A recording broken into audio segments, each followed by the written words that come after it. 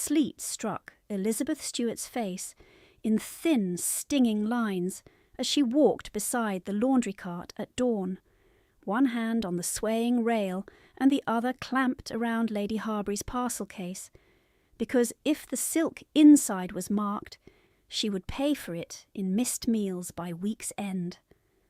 The road from Harbury Hall to the coaching market had turned to ridged grey slush overnight. Wheels bit and slipped.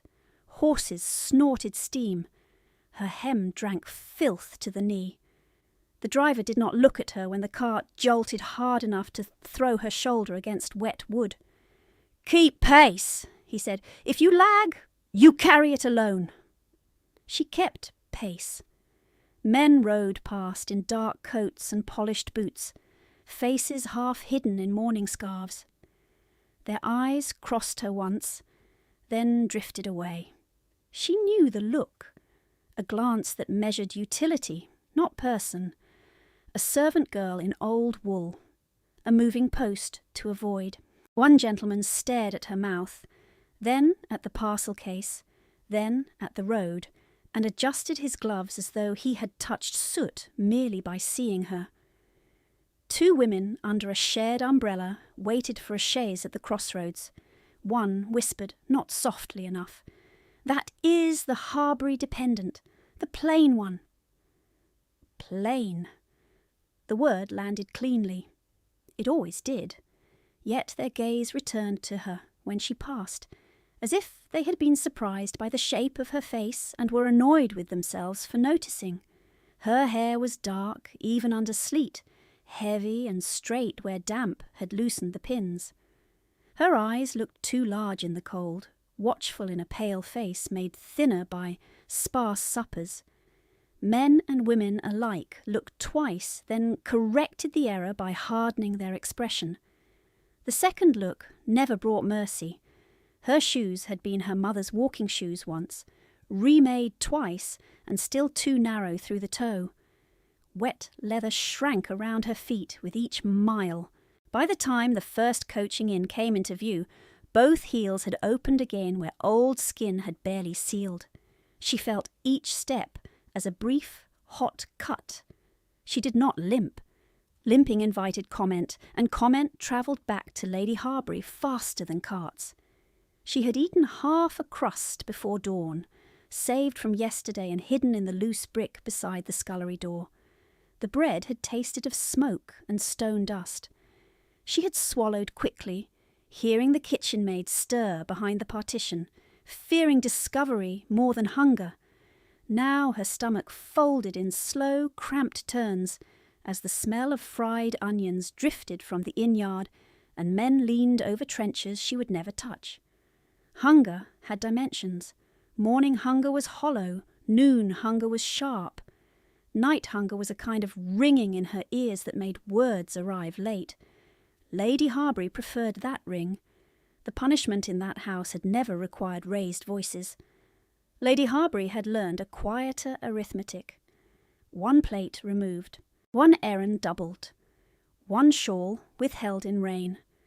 Elizabeth had once gone 2 days on broth thinned with water because a cuff was pressed, in Lady Harbury's view, 1 degree less than perfect. There had been no shouting, only the rustle of French silk and the calm statement, "Dependents do not earn indulgence." The cart rattled over a rut and flung a cold fan of mud against Elizabeth's skirt. She tightened her grip on the parcel case. Inside lay folded lengths of blue and cream silk, bound for the market mender, imported and costly, each piece worth more than her entire winter wardrobe. Lady Harbury had repeated the instruction 3 times by the breakfast-room fire, without once lifting her eyes from the newspaper. "Before noon," she had said. "Yes, my lady." "If it arrives late, you shall not dine." "Yes, my lady." "If the trimming frays, you shall not dine tomorrow either." "Yes, my lady." Now the words marched with her, timed to her steps. Before noon, before noon, before noon. At the rise above the river turn, wind struck harder. It found the slit in her left glove where the seam had failed, and it needled straight into skin already cracked by lye and needlework. Her fingers were mapped with tiny splits along the pads and knuckles. When she curled them, the skin pulled and stung. When she straightened them, it burned. She had stitched 12 shirts and 4 waistcoats by candlelight the night before, then scrubbed collars in alkaline water until her nails blanched. The hand that held the case trembled from fatigue, so she shifted the weight to the other and hid the shaking under her cloak. No one praised useful hands in that house. They were noticed only when they slowed. A mail coach thundered by, wheels spraying black water. The footman on the rear step laughed at something inside. Warmth glowed through the coach windows in brief gold rectangles, then vanished into sleet. Elizabeth watched it go and tasted iron at the back of her throat where she had bitten too hard on an old thought. She did not envy the velvet and silver. She envied the glass, a pane between skin and weather, a boundary honoured. By the time they reached the second toll gate, her right stocking had slipped and bunched at the ankle, rubbing the raw heel with each step. She could not stop to fix it. The driver kept the horses moving. A porter beside the gate looked down at her shoes, then up at the parcel case. "Those had better be worth your misery, girl." She did not answer. Servants who answered strangers were called forward at night and corrected. He spat into the ditch and waved the cart through. Market roofs emerged slowly from the sleet, low and crowded, chimneys smoking in uneven lines. The coaching yard beyond was already loud with iron and hooves. Hawkers called over one another. A fishwife cursed a drover. A child chased a hoop through puddles deep enough to swallow his shoe. Elizabeth stepped into the yard's churned centre and felt cold rise through the soul at once, as if stone itself had teeth. The driver hauled on the brake and jumped down. "You have 30 minutes, he said. "Mended Lane, back here with receipt and change." She nodded once. He flicked a glance at the parcel case as she drew it close under her cloak. "If one pin is missing, I shall swear it was your hand." He would. She knew he would. The lower ranks in Lady Harbury's house survived by handing blame downward until it found her name. She had become a kind of basin for other people's negligence. Spilled wax, late post, missing ribbon, cracked porcelain she had never touched. The record of fault accumulated quietly, line by line, in a ledger she never saw and could never contest. She moved into the lane, shoulders tucked against the crowd, the parcel case pressing against her ribs. She passed the bakehouse where steam clouded the windows and apprentices carried racks of morning loaves to cool. The smell reached her in a warm wave so sudden she nearly stopped. Butter, yeast, a sweetness from currants. Her knees thinned for one dangerous second. She kept walking. A woman with a basket of eels swung wide to avoid her and muttered, "Watch yourself, plain think." Elizabeth murmured, "Pardon," though the collision had not been hers. The lane narrowed between shuttered shops. Rain chains dripped from eaves. Laundry lines sagged with yesterday's wash. She counted door numbers under her breath, checking against the folded instruction card in her pocket. 7, 9, 11. The mender's shop was 13, with green paint flaking from the frame and a brass bell that had lost its tongue. She should have felt relief at finding it open. Instead, she felt the hour pressing harder. Inside, the room smelled of wool grease, lamp oil, and wet straw. 2 apprentices worked at benches beneath a fogged front window. The older one looked up, saw her soaked cloak, then saw the quality of the parcel wrapping and straightened at once. "Harbury delivery." "Yes," Elizabeth said, "for Mr. Pike. Urgent. Before noon completion on any salvageable trim." The apprentice held out his hands for the case. She hesitated 1 heartbeat, then released it and flexed her fingers where the leather strap had cut. The skin beneath was white and ridged.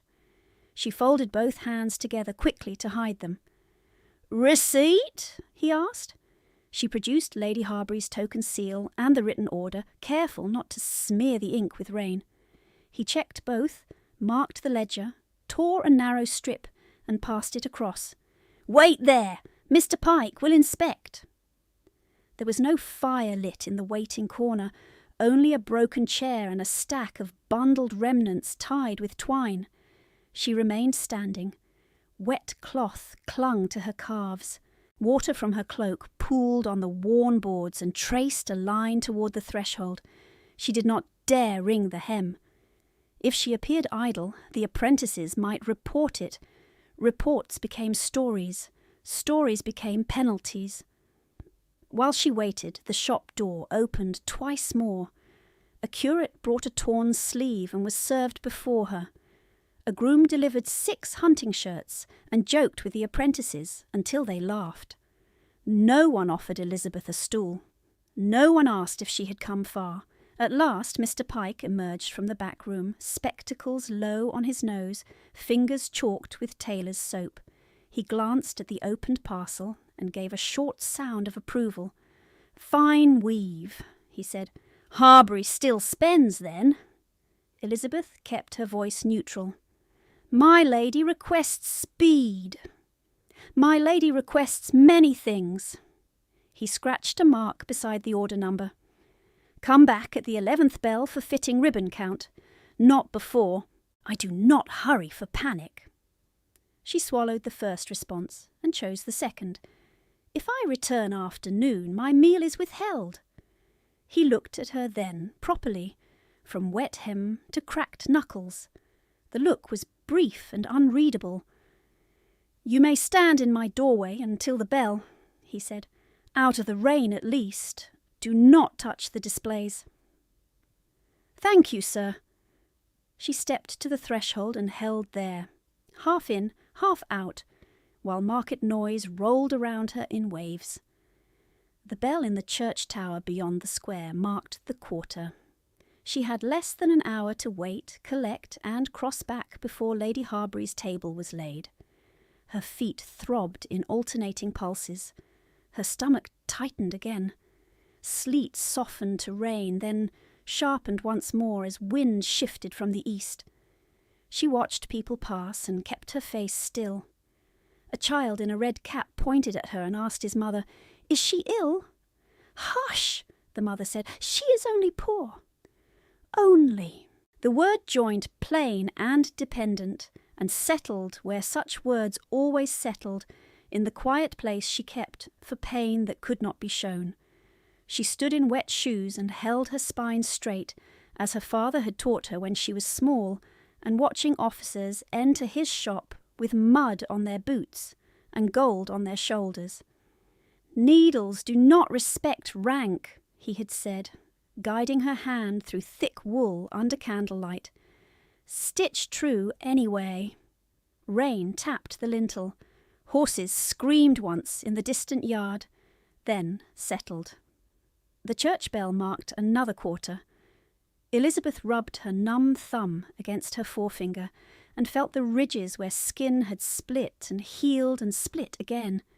She fixed her eyes on the lane and waited for the 11th bell, because waiting was work, and she had become expert at work no one named. The church bell began its slow climb toward the hour, and with each measured strike Elizabeth felt her father's old workshop return with more force than the cold itself, not as memory softened by distance, but as a room she could still step into if she closed her eyes.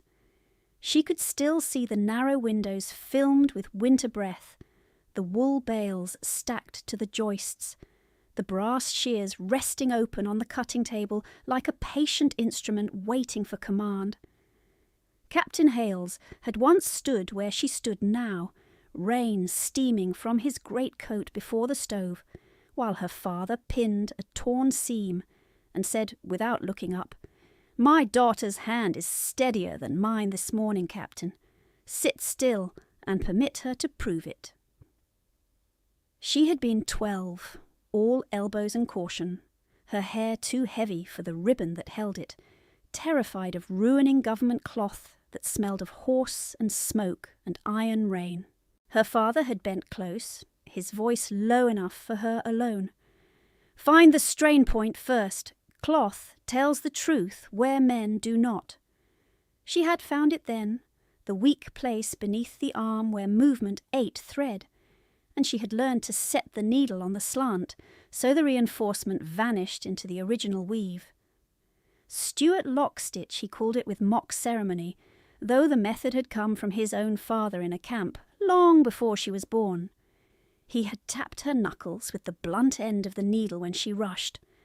Again! He had nodded once when she corrected. Better, stitch true anyway. In that shop she had been a child with a task, not an inconvenience with a tray. Men had addressed her as Miss Stuart.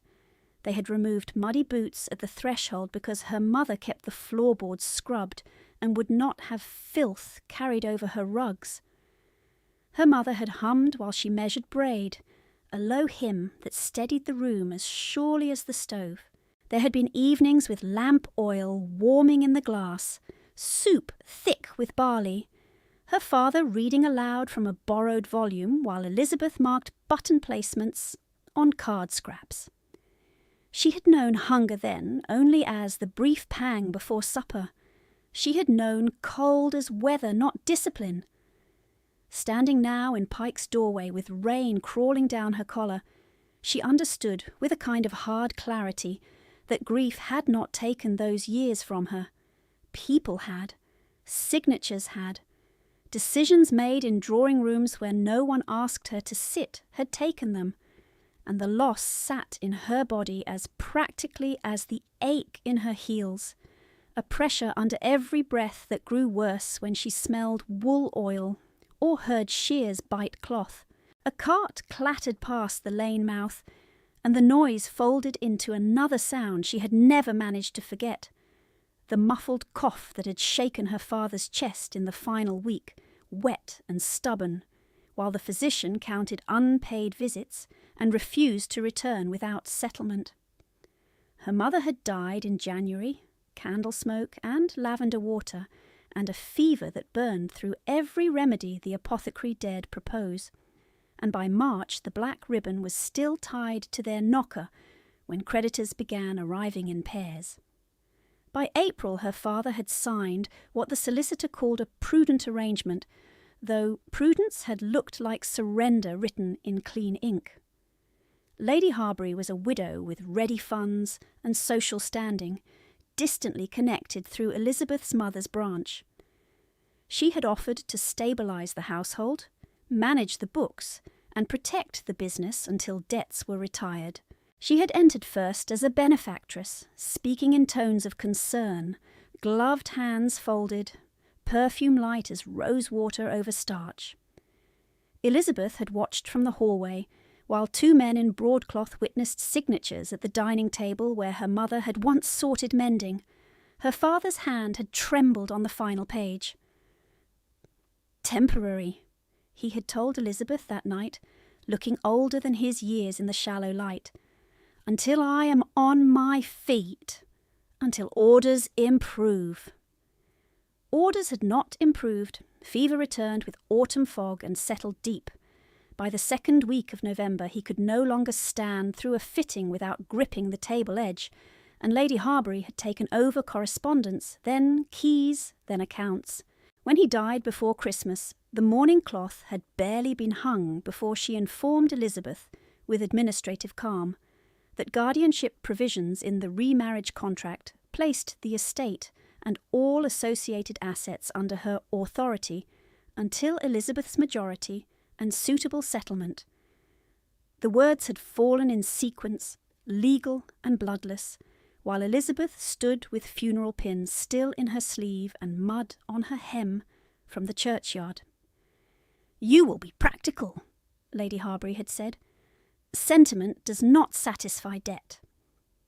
2 days later, men came to inventory the house. They tagged furniture with chalk marks. They measured silver by weight. They asked for ledgers. They did not ask for stories. Elizabeth had offered her father's military commissions as proof of outstanding payments owed to him. Lady Harbury had taken the packet from her and said, "Children mistake paper for value." The packet did not return. Debt became a word used to open every locked door and close every mouth. If Elizabeth questioned a sale, Debt answered. If she asked after her father's clients, Debt answered. If she stood too long in the old workshop, now leased to a cousin of Lady Harbury's acquaintance, she was told Debt had no patience for idle girls lingering in rooms no longer theirs. A gust drove rain under the lintel, and she stepped back 1 inch, no more, because Pike had said she might stand in the doorway, and she had learned how narrowly permission could be interpreted. Across the lane, 2 young ladies in plum cloaks lifted skirts clear of puddles and laughed behind their gloves. The sight struck her with the small, precise cruelty of recognition. Prudence Harbury had laughed that way when she claimed Elizabeth's winter mantle the first season after the funerals, turning before the mirror and saying, "It suits me better, does it not, Mamma? Elizabeth has no assemblies to attend." Clara had taken the pearl hair comb that had been her mother's and declared it old-fashioned while wearing it to a musicale. They took by categories. First visible things. Ribbons, gloves, a pair of half boots still sound at the sole.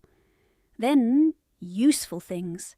Writing desk, lockbox, sewing stand. Then private things no one should have touched. A miniature portrait from Elizabeth's bedside, 2 letters tied with blue thread, the slim Italian grammar her father had traded for during the Peninsular years, because Elizabeth liked the shape of foreign words. Lady Harbury sold the library by lot to a dealer from Bath, and watched from the drawing-room window while porters carried crates down the steps, saying to a caller within Elizabeth's hearing, "Books gather dust. I prefer liquidity." Old Mister. Kerr, who had served as butler since before Elizabeth was born, was dismissed with a fortnight's wage and no reference after he objected to the sale of her mother's pianoforte. Mrs. Davies in the kitchen lasted another month, then vanished one morning with red eyes and an apron folded over her arm. "Do not look at the gate," Lady Harbury had said when Elizabeth moved toward the yard. "Attachment breeds insubordination." The house changed temperature after that. Corridors that had once held voices became echoing channels where orders travelled faster than kindness. Meals altered first in quality, then in certainty. Lady Harbury did not strike often. She preferred accounting. A late errand meant no tea. A torn cuff meant no supper. A perceived impertinence meant work extended past midnight, and bread reduced at dawn. In front of visitors she practised a polished contempt that left no visible stain on her own gloves.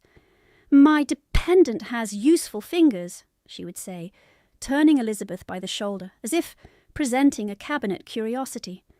"Not pretty, but economical." Guests smiled the way people smiled when cruelty came wrapped as wit.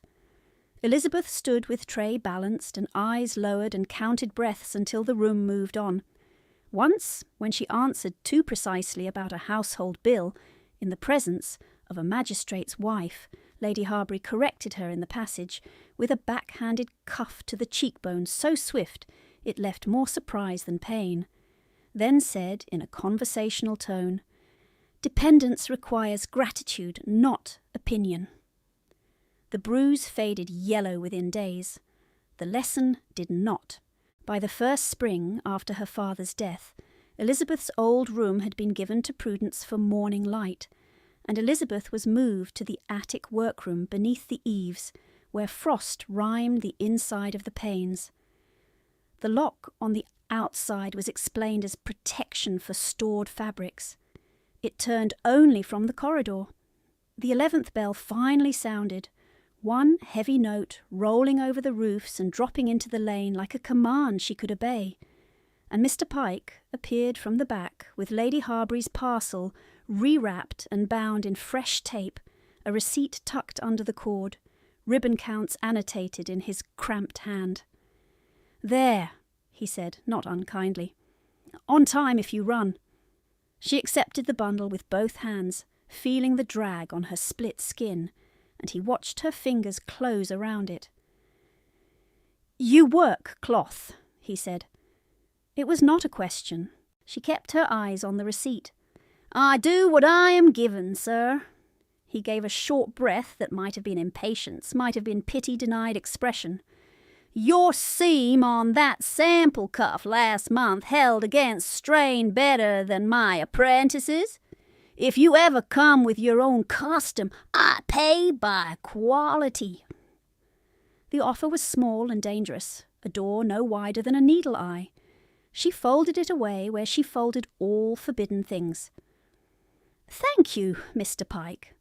Rain had thickened while she waited, and the square beyond the lane churned with carts already turning back toward the estates before roads worsened. She tucked the receipt inside her bodice, lifted the parcel case under her cloak, and stepped into the current of bodies, each movement timed to avoid collision, each pace measured against the noon table at Harbury Hall, where an empty place meant deliberate punishment. Her father's teaching moved with her despite years spent trying to hide it, find the strain point, stitch true anyway. She had nothing left that could be displayed without risk, no inheritance in her hand, no room she could call secure, no title anyone would honour over Lady Harbury's voice. She had this, the discipline of her body under weather, the precision of her needle under poor light, the stubborn refusal to let carelessness enter her work even when no praise followed and no coin reached her palm. That private standard had become a kind of shelter, thin but real. As she crossed the yard, a carriage wheel splashed filthy water up her skirt, and a porter shouted for clearance, and still she held the parcel high and kept moving, because every debt named over her life had demanded that she become less, and she had decided, in ways so quiet no one marked them, that she would not. As she crossed the yard, a sharp cry split the morning noise so cleanly that even the horses in the traces flinched. It came again, nearer, then broke into shouts. Men turned toward the gate. A riderless bay burst through in a spray of sleet and mud, harness straps whipping loose against its flank, one stirrup iron striking sparks from the cobbles as it kicked and swerved.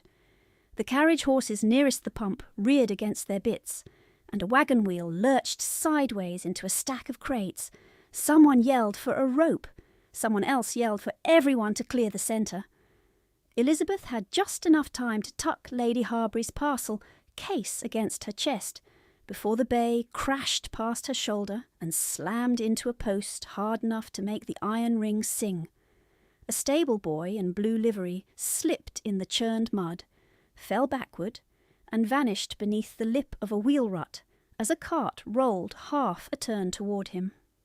The crowd did what crowds did when danger became untidy. It widened in a ring and left a hollow at the centre. Another impact followed, heavier than the first, the sound of a body striking wet stone. A man in a dark riding coat dropped to one knee 3 yards beyond the boy.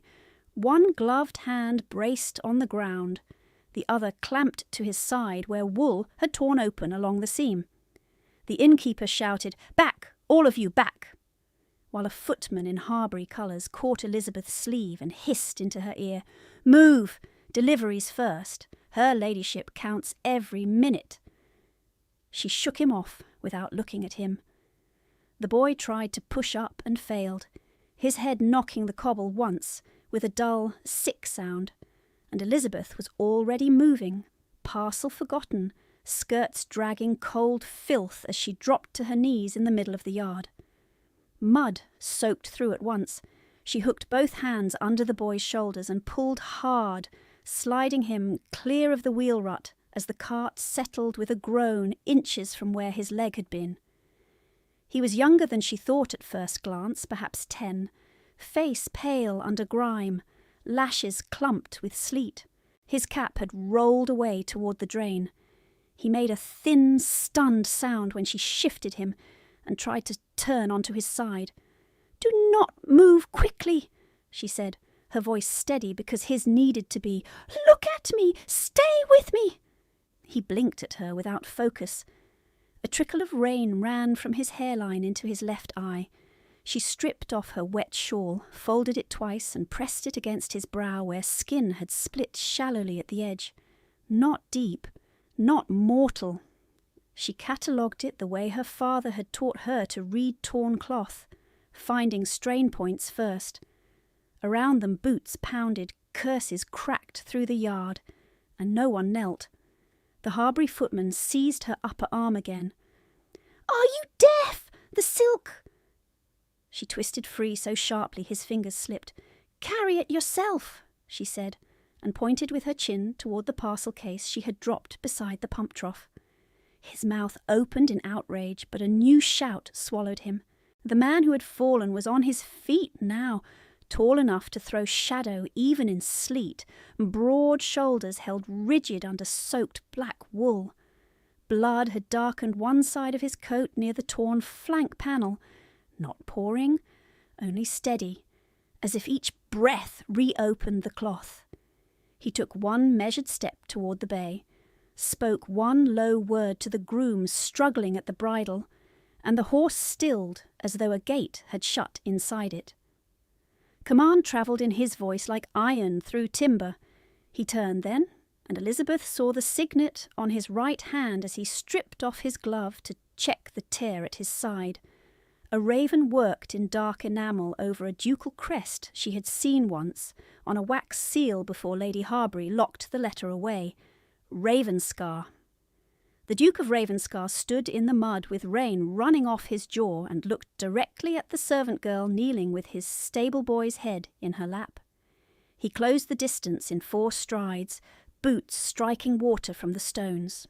Up close he looked less like a portrait and more like weather-made human. Dark hair rain-plastered at the temples, mouth set hard enough to flatten expression into line, eyes the colour of storm water under slate. A pale scar crossed his left cheekbone and disappeared into stubble, old and clean. His coat was military cut, built for movement, now ripped at the side seam, where cloth had failed under force. She noticed that because she noticed seams before faces when danger sharpened her vision. He noticed her hands first. His gaze dropped to the cracked knuckles pressed against the boy's forehead. The split skin whitened by cold, then rose to her face and stayed there a heartbeat too long for politeness and not long enough for curiosity. "Leave him," he said. "The surgeon is coming." "The surgeon is across the square," Elizabeth answered without looking away from the boy. "He will bleed through his brow before then if pressure is not kept." "Stand." "No, Your Grace." The title shifted something in the ring of onlookers. A murmur moved through them. The Duke's expression did not. He crouched instead, one knee sinking into mud opposite hers, and laid 2 fingers at the boy's neck. His hand was steady. The boy flinched once, then settled at the pressure of Elizabeth's palm. She heard the Harbury footman begin, "Miss Stuart, by order of Lady—" and felt the Duke's head turn an inch toward the sound. "Silence," he said. It was one word. It struck like a door-bolt. The footman fell quiet at once. The Duke lifted his hand from the boy's pulse and looked at Elizabeth again, this time with direct appraisal stripped of courtesy. "Give your name." "Elizabeth Stuart." "Employment?" "Dependent in Lady Harbury's household." The old lie of class sat on her tongue like ash. Dependent meant unpaid labour dressed as obligation. It kept solicitors comfortable and women hungry. His gaze flicked to her hem, caked in yard filth, to the soaked wool at her shoulders, to the shoes that had split at the seam near her left toe. "You are drenched," he said. "Yes, Your Grace." "You are shaking." "From cold, from exhaustion." His voice sharpened, not louder, only harder. "How long since you have eaten?" The question landed like a slap, because no one in public asked servants such questions unless preparing to accuse them of theft. She felt heat rise under the rain. "That is not your concern. It is now. Move your hand. Let me see the cut." He meant the boy. She shifted the shawl aside. The Duke leaned in, inspected the wound with quick precision, then pulled a clean handkerchief from his coat and held it out. She hesitated, white linen in his bare hand, mud on hers. He saw the hesitation and gave the order with the same clipped certainty. "Take it." She took it. Together they replaced the wet shawl with folded linen, and the boy made a weak, protesting sound at the pressure before his breathing evened again. The innkeeper arrived with a stable blanket and crouched to slide it under the child. "Cart to the infirmary is ready, Your Grace." The Duke nodded once but did not rise yet. His eyes had dropped to Elizabeth's wrist, where her sleeve had ridden back when she pulled the boy clear.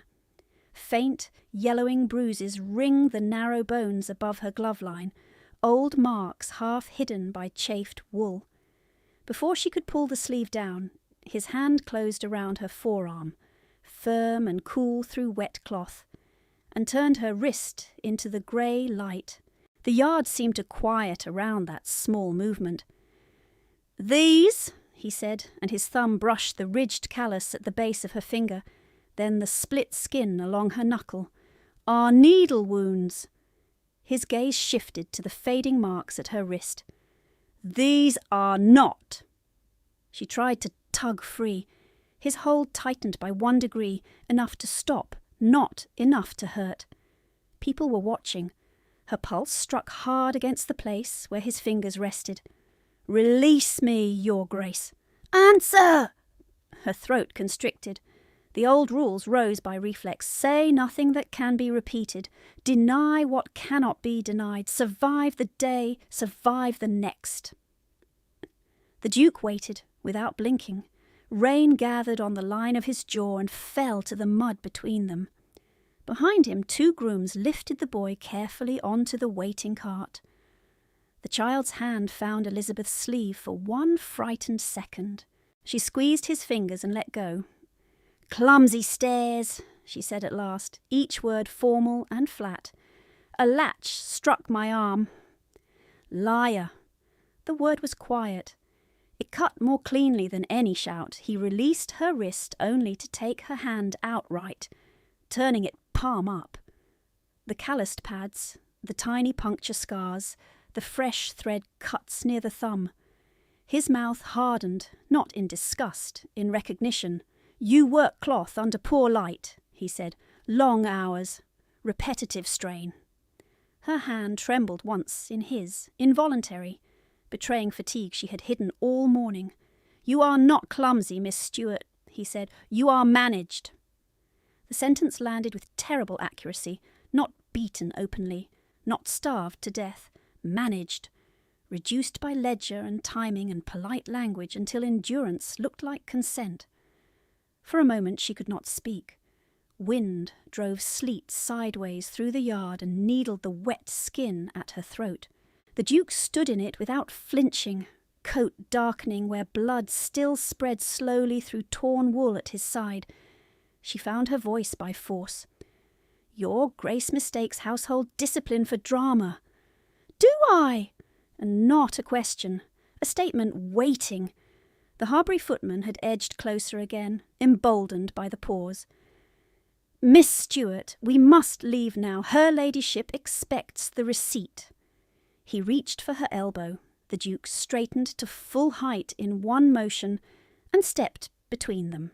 The footman stopped, as if he had met a wall. "She leaves when I dismiss her," the Duke said. "My lord, with respect, she is under Lady Harbury's—" "Not at this instant. The footman swallowed and bowed badly. "As you command, your grace." The Duke turned back to Elizabeth. Up close she could see the strain in the set of his shoulders, the controlled breath that told her the side injury hurt more than he would show. Rain had washed a narrow line clean through the mud on his temple. He gave another command, the words clipped and bare. "Stand."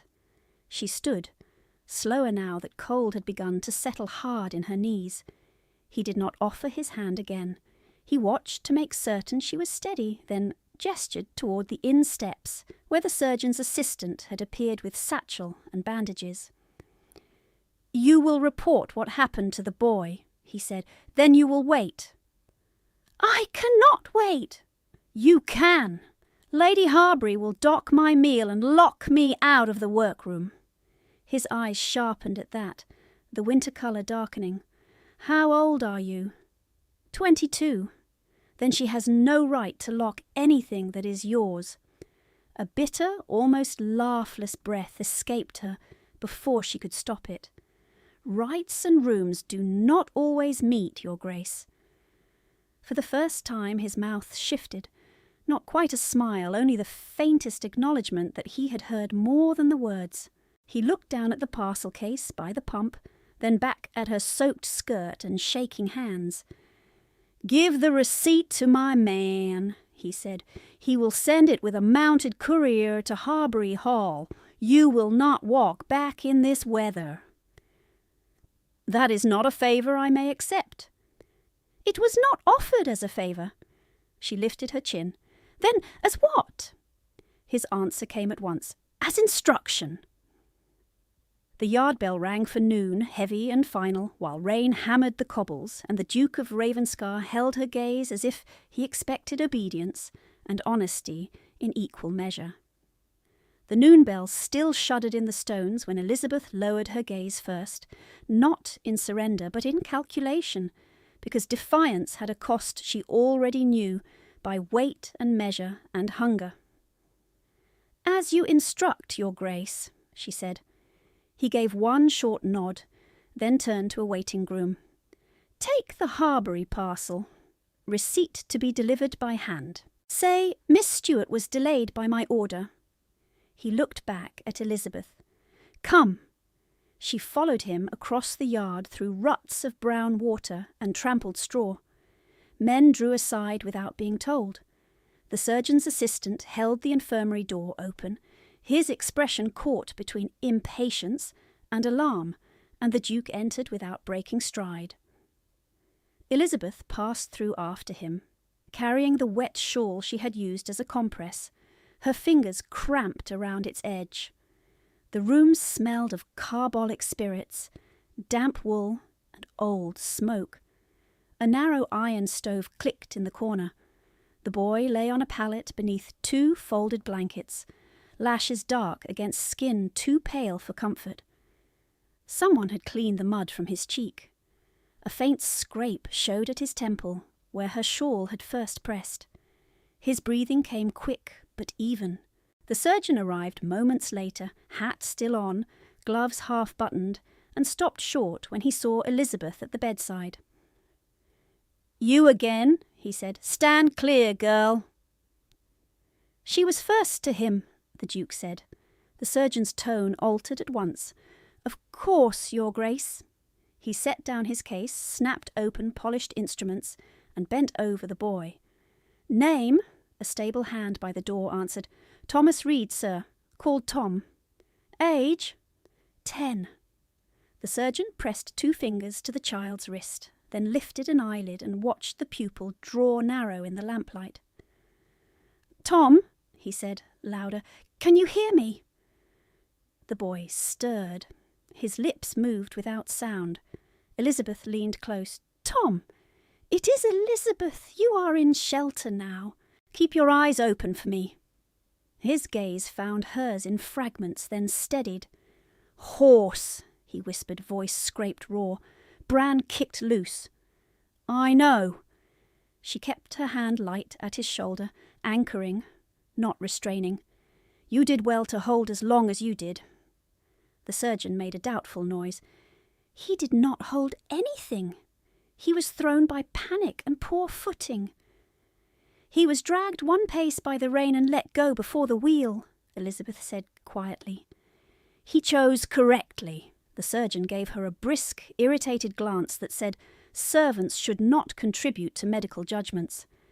The Duke said nothing. He stood just inside the door, water dripping from his coat hem, attention fixed with unnerving stillness on every movement at the pallet. The surgeon cleaned the brow scrape and wrapped it with efficient hands. Minor laceration, a bruise to the shoulder, no skull depression. He looked at Tom. Do you feel sickness? Tom swallowed. No, sir. Double vision? No, sir. Pain at the neck? Tom hesitated, then shook his head once. Elizabeth watched his fingers knot in the blanket. She had seen the same gesture in fever wards, men hiding pain so they would not be left behind when the regiment moved. Her father had taught her that bodies confessed where mouths denied. His left shoulder took the fall, she said. He has not lifted that arm since the yard. Miss Stewart, the surgeon snapped, you will allow trained men to proceed. Tom made a small sound when the surgeon pressed near the collarbone. It was not loud, it was enough. The surgeon exhaled through his nose and called for a sling. A mild strain at least. We bind and keep him quiet. Elizabeth stepped back without argument. Quiet correction had done its work. The Duke's gaze touched her once, unreadable as cut slate, then shifted to the surgeon again. Can he be moved to Ravenscar House? He asked. Or must he remain here? Moved, if carefully done, and if he is watched through the afternoon, the surgeon said. No hard sleep in the first hours. Wake him at intervals. Water only, then broth. I will send my carriage. As you wish, Your Grace. Tom's hand fumbled above the blanket, searching. Elizabeth took it before he had to ask. Do not go, he whispered. The plea was so small it might have been missed by anyone not bent near him. She felt his pulse flutter at his wrist, quick as trapped wings. I must return to duty, she said softly. His fingers tightened. Please. At the doorway, one of the stable hands shifted and looked down, embarrassed by his own helplessness. The surgeon closed his case. The Duke remained where he stood, neither approaching nor retreating, as if he had entered a field where each step mattered and he would not take one carelessly. Elizabeth knew what waiting would cost. Late return, accusation, supper withheld, perhaps locked door. She knew it with practical certainty. She looked at the stove, at the damp draught leaking under the warped sill, at the child who had stopped shaking only when he heard her voice. She lifted her chin toward the surgeon. How long must he remain wakeful, sir? 2 hours at least, she turned to the Duke. If your Grace insists on my waiting, then I request needle and thread. His sling strap is frayed at the buckle. It will slip by the first jolt. The assistant blinked. It is serviceable. It is split to 2 strands near the punched hole. She held out her hand. Show me. He passed the strap over with visible reluctance. Elizabeth ran her thumb across the leather. The tear opened at once, small but decisive, exactly where weight would pull hardest. The Duke spoke to the room, not loudly. Give her what she asked.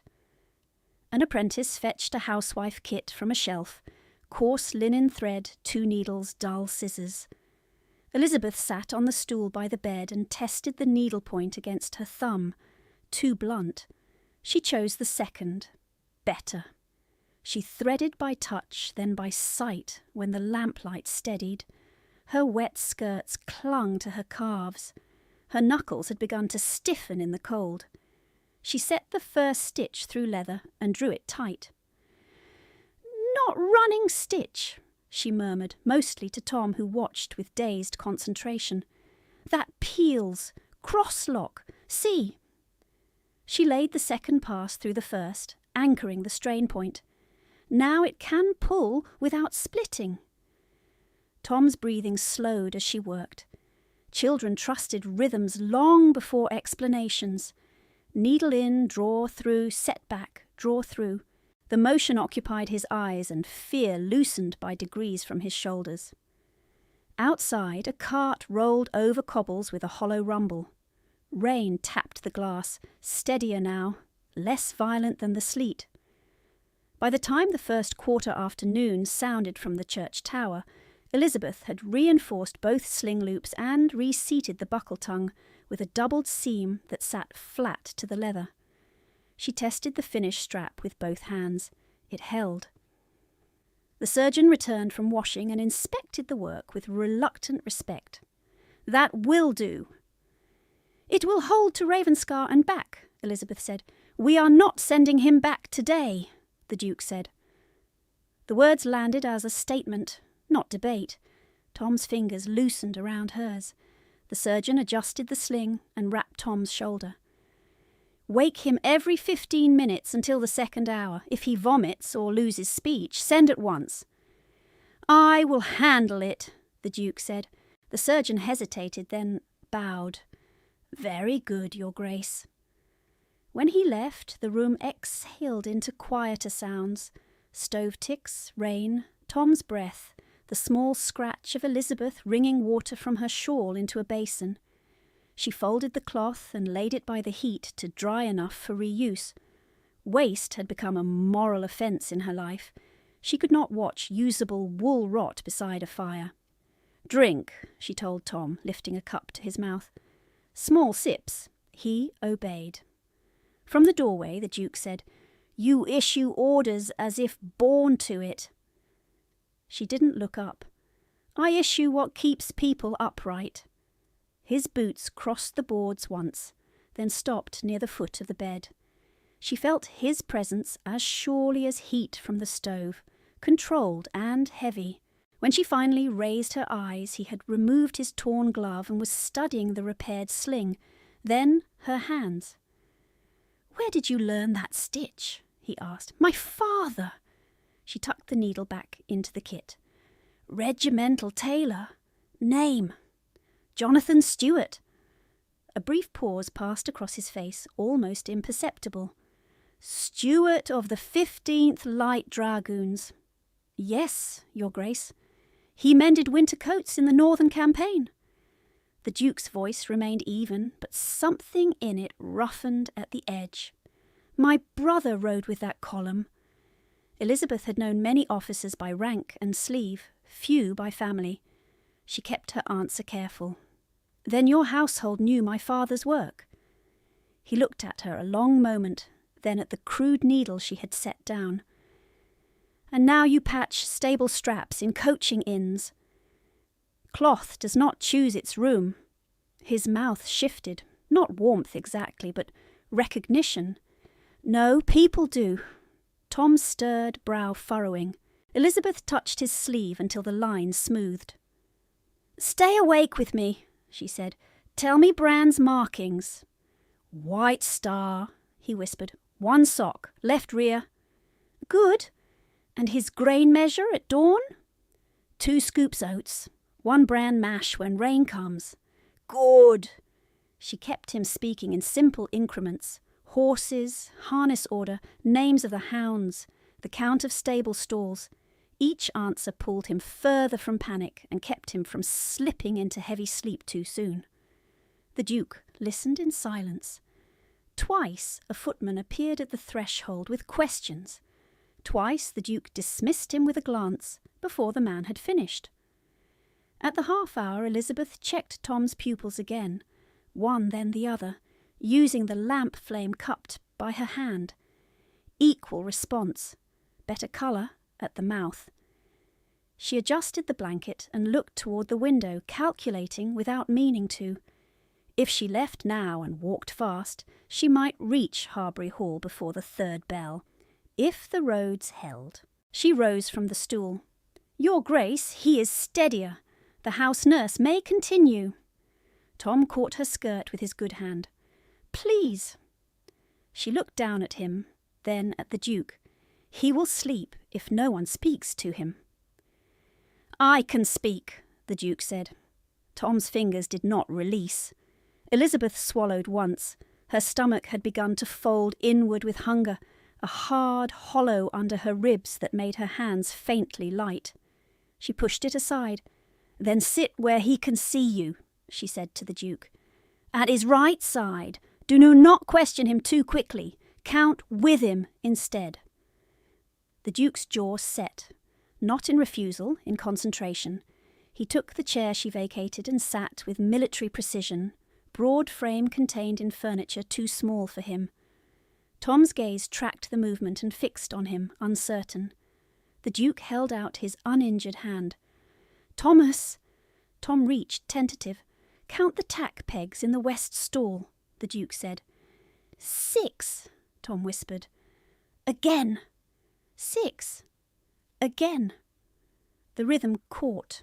Tom's eyelids lifted each time he answered. The Duke did not vary tone, did not soothe, did not perform gentleness he did not trust. He stayed. For that child at that hour, it was enough. Elizabeth stood near the stove, watching because she could not quite stop, and saw something she had not expected. The Duke's injured side had begun to bleed through again, a dark crescent widening beneath the torn panel of his coat, where strain and wet had pulled the seam open.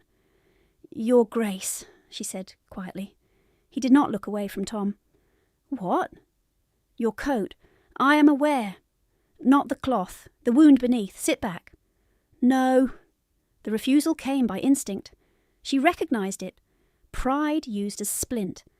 She moved to the table, took the cleanest strip of linen from the surgeon's abandoned pile, and set it down within his reach. "Then hold pressure. If you fall, he will panic." His eyes lifted to her then, sharp and cold enough to halt most people mid-step.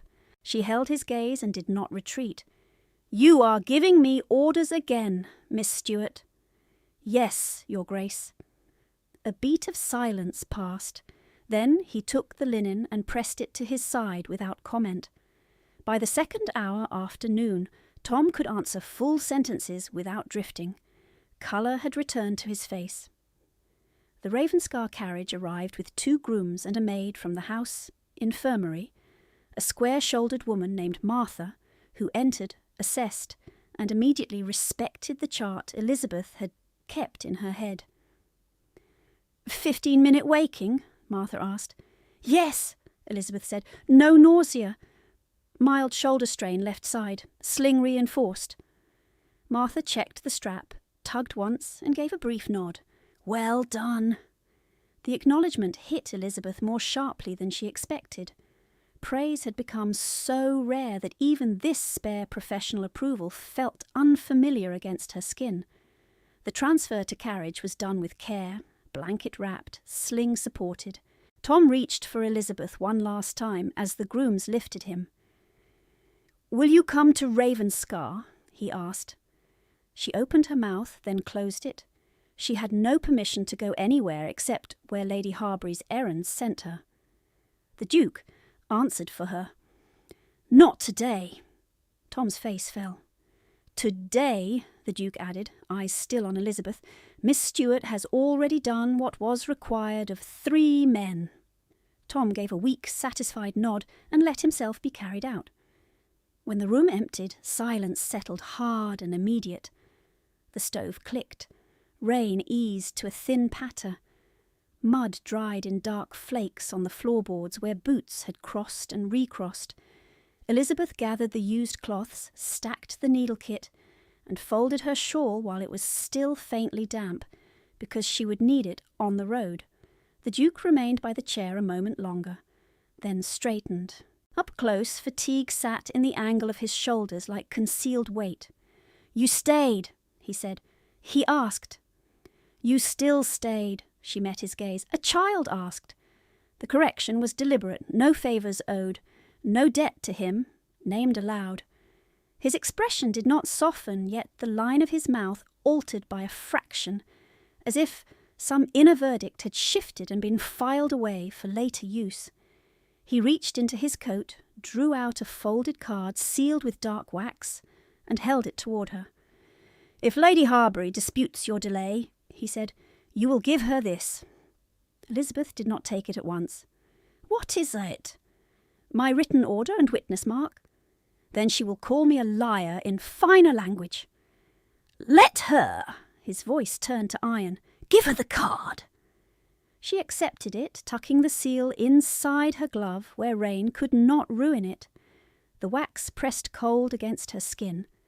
At the door he stepped aside to let her pass, then spoke once more, low enough that only she heard. "You did not flatter me. You did not fear me enough to fail that boy. I saw it." Her throat tightened unexpectedly. She looked at the muddy threshold, then back at him. "Seeing is not the same as changing anything, Your Grace." "Not always," he said. Outside, the yard had thinned. By the third bell of the afternoon, carts were already departing for the outer roads, wheels cutting new tracks through old slush. Elizabeth drew her hood up, felt the hidden card at her wrist, and started toward the gate with wet hems and shaking hands and the steady, punishing knowledge that she was late, hungry, and no longer unseen. She had almost reached the gate when the yard tilted under her feet, a brief sliding lurch that made the cobbles seem to shift like river stone, and she stopped with one hand against the wet post until the motion passed. "Stop!" The command came behind her, low and precise. She turned. The Duke stood 3 paces away, bareheaded in the thinning rain, one hand still pressed at his torn side where the linen beneath had already darkened through. He had followed her out without retinue, without announcement, as if leaving her to the road had become, for him, a task left unfinished. She straightened. "Your Grace." "You will not walk to Harbury Hall." "I must." "You will not." She felt the old refusal rise, sharp from habit. Refusal had kept some part of her intact when compliance asked too much.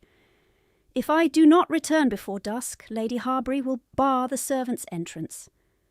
His gaze did not flicker. "Then you will enter by the front." The answer struck her almost harder than anger would have. People of his rank spoke as if doors obeyed grammar. She tightened her wet shawl at the throat. "That is not how my household functions." "Your household," he repeated, and there was an edge in the words now.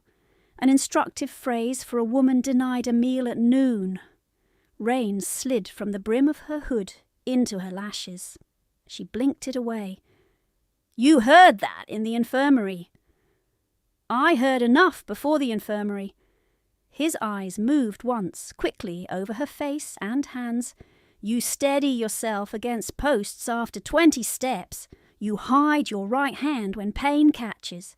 You answer direct questions with trained evasion. These are habits, Miss Stewart, not accidents." She had the strange sensation of being read aloud in a language she had spent years teaching everyone to ignore.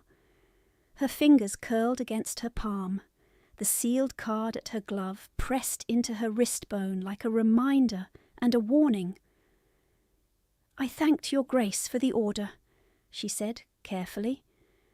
"I thanked your Grace for the witness mark. I should go." He did not move aside. A groom hurried past with a harness strap and bowed without slowing. 2 market women crossed between carts, glanced at the Duke, then at Elizabeth, then quickly away. Public space did not soften the moment, it sharpened it. Every second she stood there became reportable. The Duke spoke again. "Have you eaten since dawn?" She held his gaze and said nothing. That was not a rhetorical inquiry. "No, Your Grace." "No," he repeated, "you have not." "It is no concern of—" "It is my concern when the woman who just kept Tom Reed breathing tries to cross 6 miles of winter road half faint from hunger." Tom's name caught her.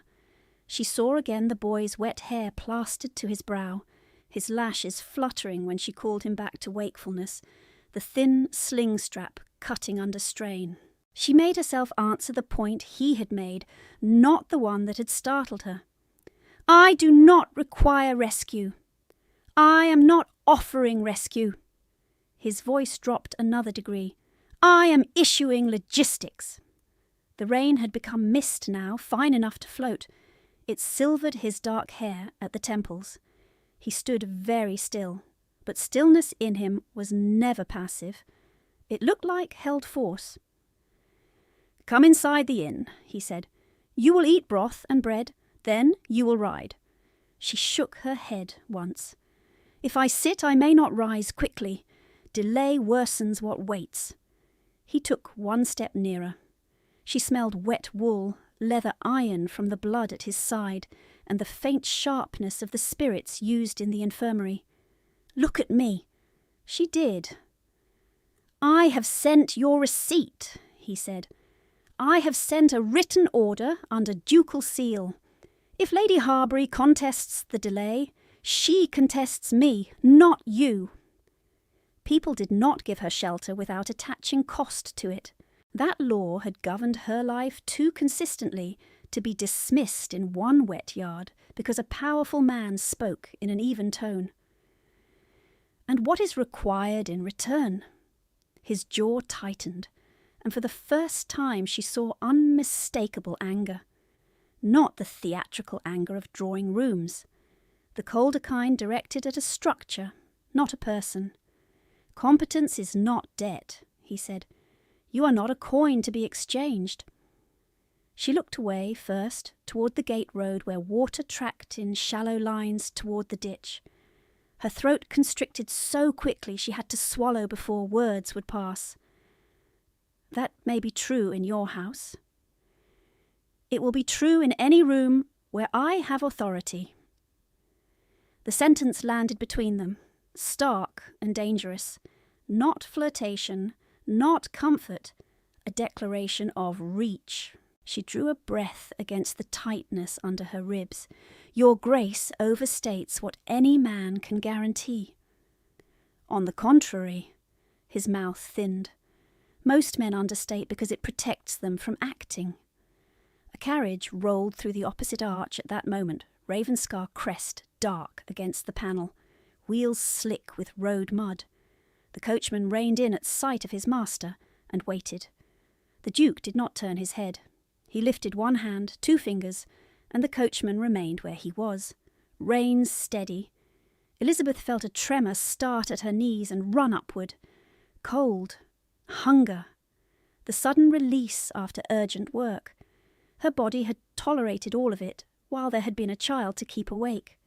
Now, with the task removed, weakness returned as claim. She set her spine straight. "If your grace commands, I will ride. I do not require a meal." His eyes dropped once to her mouth as if measuring the pallor there, then returned to hers. "You confuse endurance with invulnerability." "I confuse nothing. I understand consequences." "So do I." He held out his hand, not for her hand, for the inn door behind her shoulder. "Inside!" The single word should have felt like coercion. It did not. It felt like a wall put up against whether she had been expected to stand in alone for too long. She walked. The inn parlour was half empty at this hour, fire low, air thick with damp coats and boiled onions. 2 drovers at the far table paused over their cups when the Duke entered behind her, then bent quickly back to their meal. The innkeeper appeared at once, apron twisted in nervous fists. "Your Grace! We had no warning." "You have broth." "Yes, Your Grace." "Bread! At once!" The Duke glanced toward Elizabeth. "And tea! Strong!" She opened her mouth to refuse and closed it again. Refusal would prolong this. Efficiency required compliance, at least for 10 minutes, perhaps 12. She could count it as strategy. The innkeeper pulled out a chair near the fire. Elizabeth remained standing. "Sit," the Duke said. She sat. He did not. He stood beside the mantel, one hand braced on the stone edge, the other still at his side beneath the torn coat panel.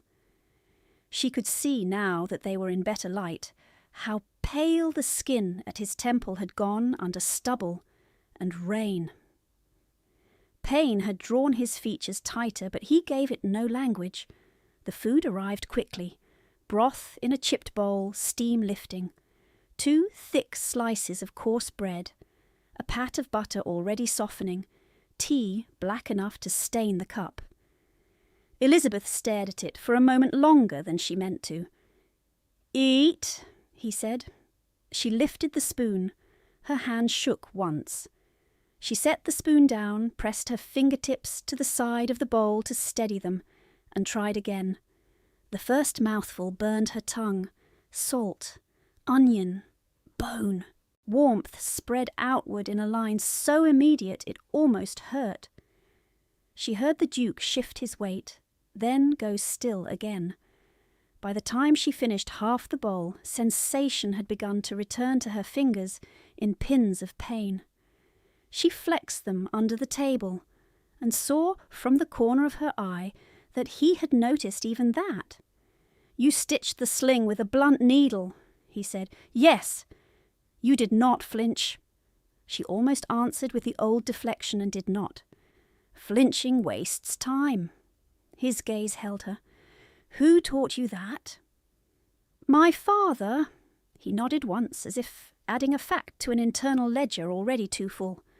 "Jonathan Stewart taught half the northern column to trust a winter seam. My brother wrote of him." The statement unsettled her more than praise would have. Her father had survived in military letters while vanishing from household law. Both could be true. Both were true.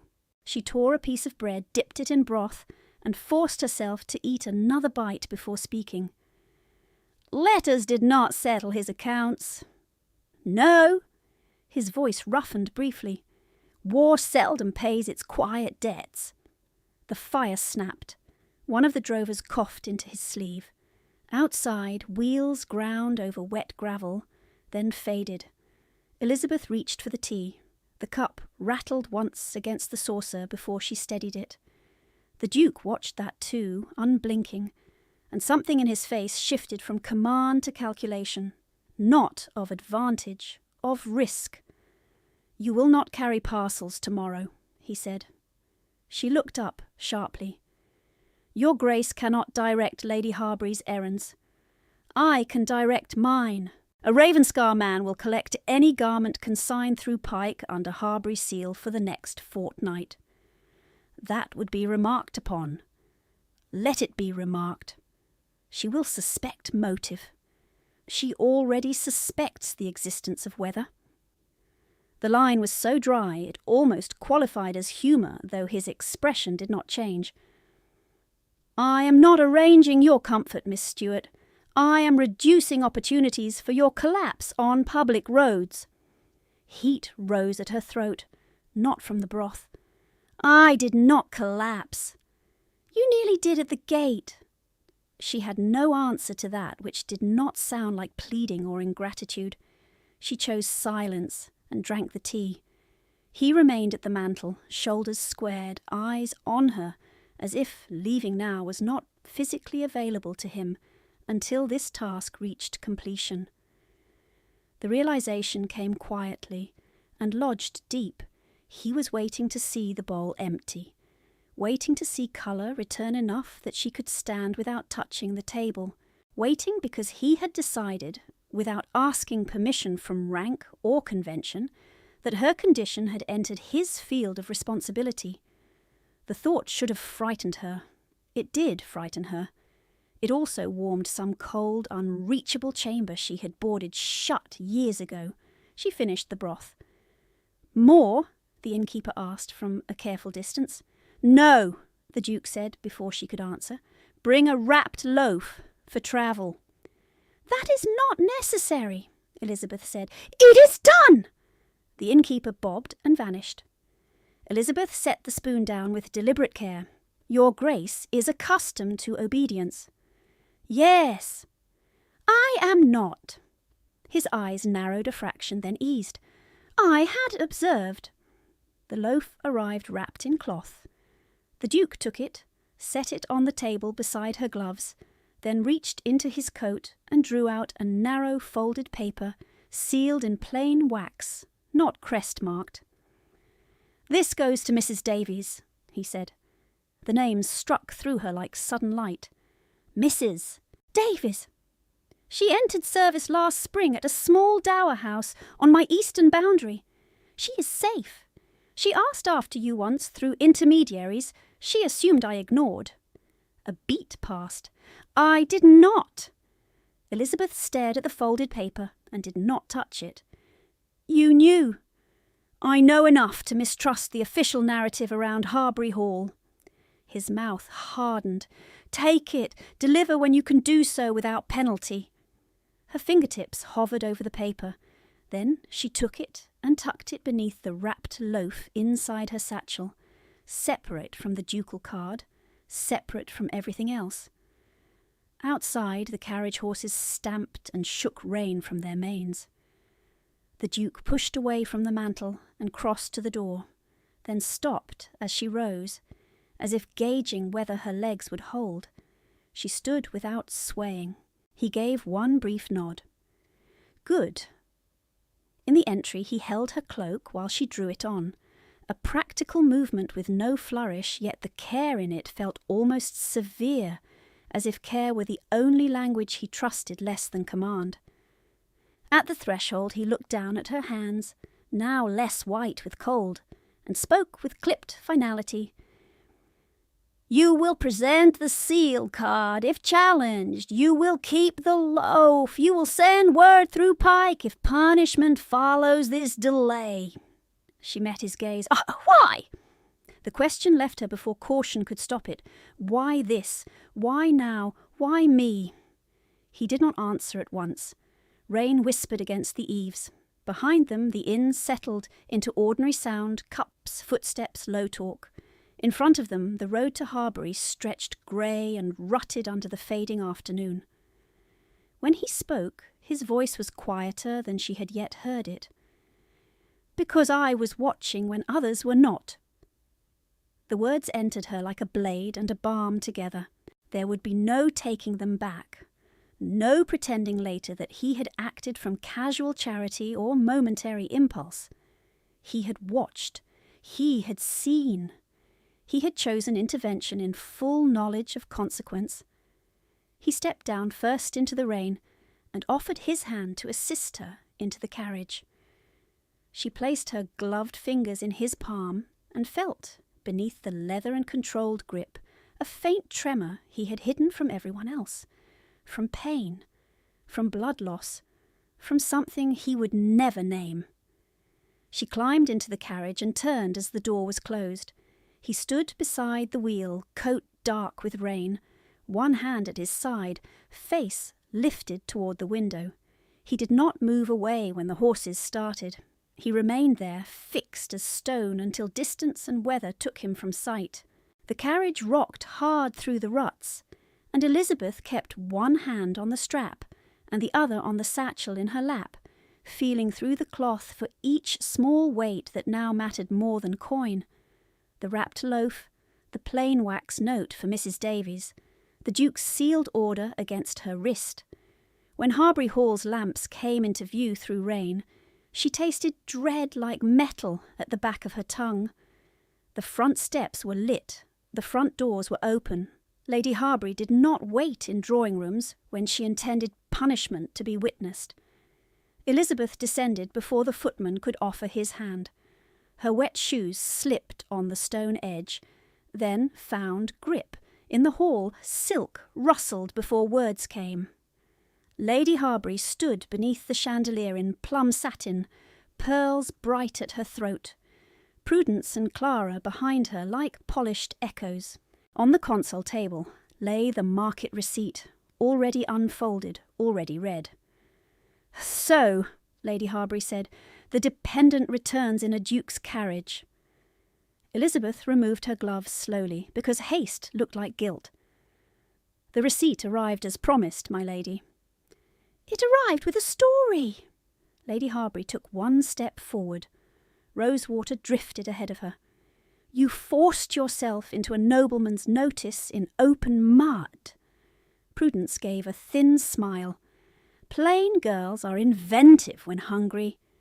Clara's gaze dropped to the satchel. And now she steals kitchen bread for the performance. Elizabeth drew the wrapped loaf out and set it on the nearest side table in full view. It was given for travel. By whom? By order of His Grace of Ravenscar. Lady Harbury's expression sharpened. You presume I shall believe that. Elizabeth took the dark sealed card from inside her glove and held it out. Then you may read his hand. Lady Harbury snatched it, broke the seal, and scanned in silence. Colour rose at her cheekbones. For one suspended second her composure slipped, and Elizabeth saw not elegance but calculation jolted off balance. A knock sounded from the open doors, not timid, official. The butler, who had replaced Mr. Kerr 2 years prior and never met Elizabeth's eyes, entered with visible strain. "Mr. Fenwick for Lady Harbury," he announced, "from Ravenscar Chambers, accompanied by a court officer." A man in sober black stepped in from the rain with a leather dispatch case under his arm. Beside him came a magistrate's officer carrying a folded writ tube. Mr. Fenwick bowed to Lady Harbury, then to Elizabeth with formal neutrality. "My lady, by interim order of Chancery, I am to serve notice of asset, restraint pending review of guardianship conduct in the Stewart estate. You are required to surrender account ledgers, property deeds transferred under stewardship, and trust disbursement records within the hour." Prudence made a startled sound. Clara gripped her mother's sleeve. Lady Harbury laughed once, sharp and brittle. "On whose allegation?" Mr. Fenwick opened his case. "On documentary irregularities, including diverted annuity payments, unrecorded sale proceeds from Stewart Library holdings, and withheld dowry principal reaching majority." He withdrew a parchment and held it where all could see the court stamp. "Miss Elizabeth Stewart reached legal age 2 years ago. Control did not lawfully continue." The room went very still. Rain tapped the fanlight above the door. Lady Harbury's voice dropped. "This is harassment dressed as procedure." "It is procedure, my lady." Mr. Fenwick turned to Elizabeth. "Miss Stewart, do you possess any surviving personal papers from your father's business that were excluded from household ledgers?" Elizabeth thought of the old packet taken from her hand after the funeral and never returned. She thought of one thing she had saved because it had looked too humble to steal, her father's measuring ledger, stuffed in attic lining behind loose plaster. "Yes," she said, "a fitting book with officer marks and unpaid entries." "Can you produce it now?" She met Lady Harbury's gaze and answered without lowering hers. "I can." 3/4 of an hour later, with Mr. Fenwick and the court officer at her shoulder, Elizabeth stood in the attic workroom while wind pressed rain against the sloped pane. She reached behind the wall strip where the plaster had cracked and drew out the narrow ledger wrapped in old muslin. Her fingers left pale tracks in dust. She handed it over. Mr. Fenwick examined the first pages, then looked up, and the careful neutrality in his face shifted to professional certainty. "This will be entered," he said. By the time they descended, trunks of ledgers had been brought from Lady Harbury's study under protest. The officer sealed each with wax and cord. Prudence wept angrily. Clara argued with a clerk and was ignored. Lady Harbury stood near the hearth, upright as a blade, saying very little because each sentence now entered record. As Mr. Fenwick prepared to leave, he addressed Elizabeth in the hall where everyone could hear. "Miss Stewart, His Grace requests your presence at the Winter Musical this evening. Attendance is relevant to public correction of statements already circulating." Lady Harbury's head turned fast. "You will not go," Mr. Fenwick answered for Elizabeth. "She will, under protection of court process." By the time the assembly chandeliers were fully lit, rain had cleared to a hard, clean cold. Elizabeth entered on Mr. Fenwick's arm in a plain dove-grey gown, borrowed from Ravenscar House, fitted quickly by Martha's practical hands. It was not rich, but it was dry, and the bodice sat correctly over ribs that had known too many tightened stays and too little supper. Conversations thinned as she crossed the room. Lady Harbury gave a soft, disbelieving breath. "Surely we do not try legal theatre in a concert room."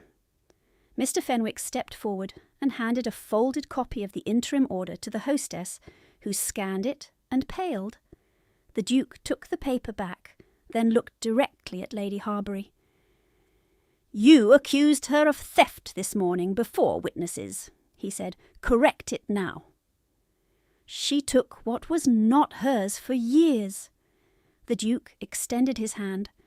A clerk from the magistrate's office placed 3 items in it: a bank abstract, a property deed, and a ledger extract bearing Pike's witness mark for consignments and payments.